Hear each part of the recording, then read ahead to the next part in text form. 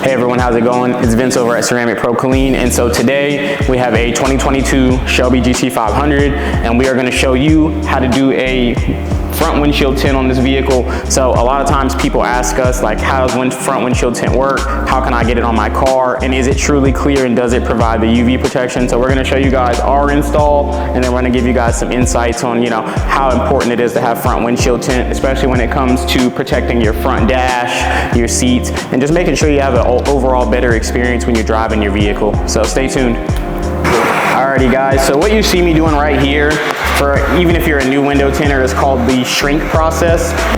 As you see all these lines all through the tint right here. And what that is literally the tint is bigger than the glass. So we have to form this window tint to the glass. And so you see me, if you guys are familiar, this is from 44 Tools. So you can either use a shrinking card like this, or we have these as well. It really depends on which style of tinter you are. But as you see, I was able to apply my heat. And this front windshield in particular doesn't have a lot of fingers, and most of my fingers I put on the top when I created my H-lock. So you guys see this long H that's running through the film. Right here, I created this pattern, and so most of my fingers actually run through the top, but for me personally, I work evenly, so you're gonna see me doing a lot of back and forth. So we're not gonna bore you guys too long in the video, but we wanna give you guys an overall, gist. Yeah, so you see me here, still working in my shrink. I'm on the other side, and as you see, I'm starting from the top of the finger and I'm working down. Fingers are those long lines that we just talked about, right? So I'm working from the top of the finger down, making sure my tint's set. And again, a lot of my fingers on the bottom, very simple.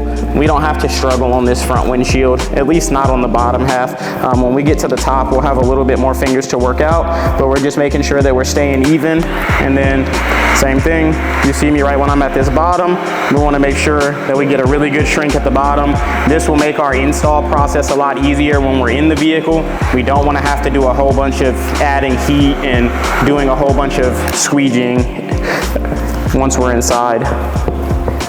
Alrighty guys, so me particularly, I do not like to have to do a lot of work when I'm inside of the car, so I do what's called double shrinking quite a bit, where I'll lift my bottom up just a little bit, and then I'll reset my H-line right here, and then as you see, right, I still have a little bit of room left in this shrink. We definitely have room to shrink this down just a little bit more. We don't want to over shrink, but I definitely don't want to be inside the car squeegeeing for 20 to 30 minutes additional. I want this to go right in and lay down. So we're going to move out any additional fingers that we can see, and we're going to get those edges laid out. Alrighty guys, so you see the bottom is laid now. We have one little area right here where we're gonna shrink down a little bit, but overall the bottom is laid, and we're gonna begin the top shrink now. So again, we'll have more of our fingers at the top. So you can see right here, I'm gonna easily start at the bottom of those fingers, and I'm gonna work my way up. And you see some of those fingers are wanting to come all the way down. That's a really long one. And so that would have been a problem during my install. So as you see, I'm shrinking that material down, and as soon as I see that window start to get flat, then that's when I'm gonna move. And you see, look right here, that finger is massive. And so we're just continuing that process, making sure we trail down those fingers. We don't want any excess in the vehicle once we're there. And so you guys see, again, I'm working evenly, so I'm only gonna work to a certain part, and then I'm gonna switch sides. Alrighty guys, so now I am going to deweed my film. I'm gonna just cut out the excess right here. So deweeding can be done multiple ways. I reverse deweed. That's just my style. You don't have to, you can do it with the liner still attached, but you guys can see right here, I am actually deweeding it where there's nothing left.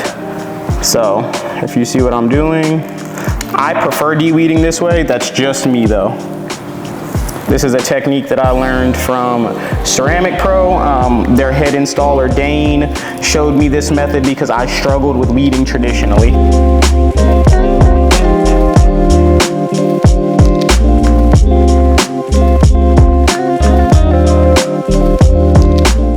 Alrighty guys, so we do have this vehicle all wrapped up. So the window tint is installed. We do have a little bit of water left, but we are in Texas, so about a few hours in the sun and we'll have that all dried out. So we're not too worried there. But hey, hopefully you guys like the video. Make sure you like and subscribe to our channel. Thanks again.